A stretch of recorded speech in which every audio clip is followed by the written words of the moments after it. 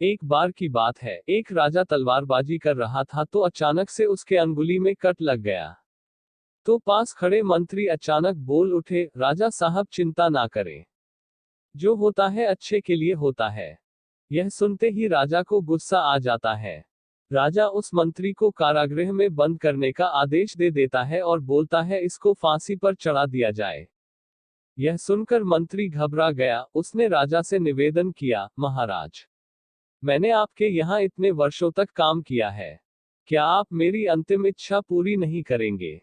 राजा बोला, ठीक है, बताओ क्या है तुम्हारी अंतिम इच्छा?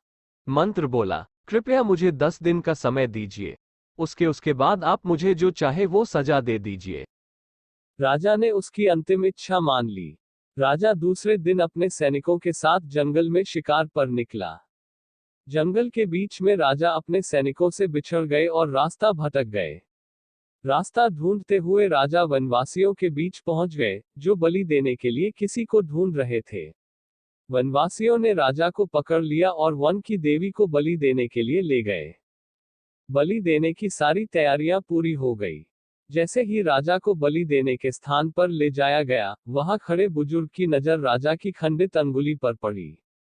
उसने आवाज लगाई कि ये तो खंडित है, इसकी बलि नहीं दी जा सकती। तो वनवासियों ने राजा को छोड़ दिया।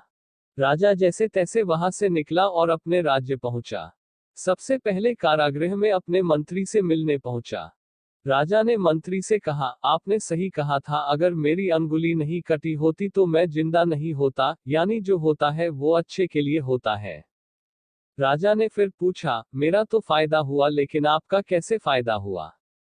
मैंने तो आपको सजा दी। मंत्री बोला, मैं आपके साथ शिकार पर हमेशा रहता हूँ, उस दिन भी रहता, लेकिन मेरे खंडित नहीं होने के कारण मेरी बलि चढ़ जाती। इसलिए मेरे साथ भी जो हुआ अच्छा हुआ। राजा प्रसन्न हुआ, लेकिन छोटी सी बात पर मंत्री को सजा देने का दुख भी हुआ। इसलिए राजा ने मंत्री को कारागृह से निकलकर फिर से अपने साथ रख लिया। शिक्षा, मोरल, दोस्तों, अपने जीवन में भी बहुत से उतार चढ़ाव आते रहते हैं। कभी कभी कुछ चीजें मन मुताबिक नहीं होती हैं।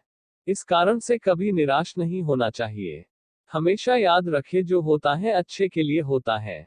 भले ही कुछ अच्छा हो या न हो, लेकिन उस परिस्थिति के प्रति सकारात्मक नजरिया रखने से उसका प्रभाव बहुत कम हो जाता है।